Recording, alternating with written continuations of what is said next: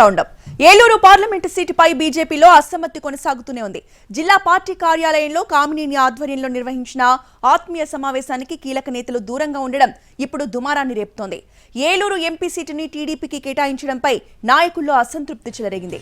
ఈ సమయంలో ఏలూరు జిల్లా బీజేపీ కార్యాలయంలో నిర్వహించిన సమావేశానికి రాష్ట్ర ప్రధాన కార్యదర్శి గారపాటి చౌదరి ఇతర నాయకులు రాలేదు.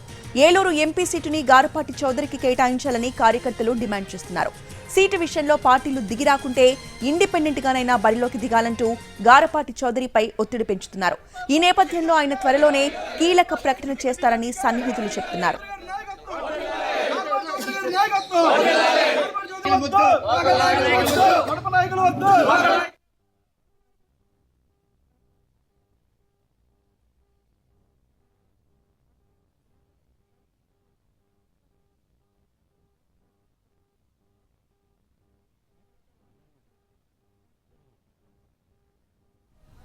ఇదే అంశానికి సంబంధించిన పూర్తి సమాచారాన్ని మా రిపోర్టర్ మల్లికార్జున అందిస్తారు.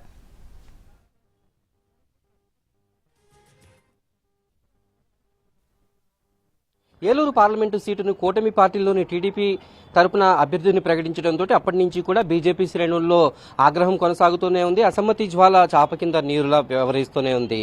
ఈరోజు ఏలూరు జిల్లా పార్టీ కార్యాలయంలో జరిగినటువంటి ఘటన ఇందుకు నిదర్శనంగా కనిపిస్తూ ఉంది. కైకలూరు ఎమ్మెల్యేగా బీజేపీ పార్టీ తరపున పోటీ చేయబోతున్నటువంటి కామినేని శ్రీనివాస్ ఏలూరు జిల్లా పార్టీ కేంద్ర కార్యాలయంలో ఈరోజు ఒక ఆత్మీయ సమావేశాన్ని నిర్వహించారు. ఆ సమావేశానికి ఏలూరు పార్లమెంటుకి సంబంధించి కీలకమైనటువంటి నేతలు డుమ్మా కొట్టారు. అందులో ప్రధానంగా రాష్ట్ర ప్రధాన కార్యదర్శిగా ఉన్నటువంటి గారపాటి సీతారామాంజనేయ చౌదరి ఈ సమావేశానికి హాజరు కాలేదు. దీంతో ఈ బీజేపీలో వచ్చే ఎన్నికల్లో ఏం జరగబోతుంది అనేటువంటి ఒక ఆసక్తి నెలకొంటోంది. ఏలూరు పార్లమెంటు సీటు బీజేపీకి కేటాయించిన తర్వాత ఆ సీటుని టీడీపీ అభ్యర్థులు కేటాయించిన తర్వాత ఆ సీటును బీజేపీకి కేటాయించాలి అంటూ ఒక డిమాండ్ చాలా పెద్ద ఎత్తున వినిపిస్తుంది. బీజేపీ కార్యకర్తలందరూ కూడా గారపాటి చౌదరి నాయకత్వాన్ని అభ్యర్థిత్వాన్ని బలపరుస్తూ వస్తున్నారు. ఆ సీటుని ఇక్కడ ముఖ్యంగా టీడీపీ అభ్యర్థి ఎవరైతే ఉన్నారో పుట్ట మహేష్ యాదవ్ కడపకు చెందినటువంటి వ్యక్తికి కేటాయించడం కరెక్ట్ అయిన పద్ధతి కాదు. స్థానికంగా ఉండేటటువంటి దెందులూరుకు చెందిన గారపాటి సీతారామాంజనేయ చౌదరికి ఆ సీటు కేటాయించాలి అనేటటువంటి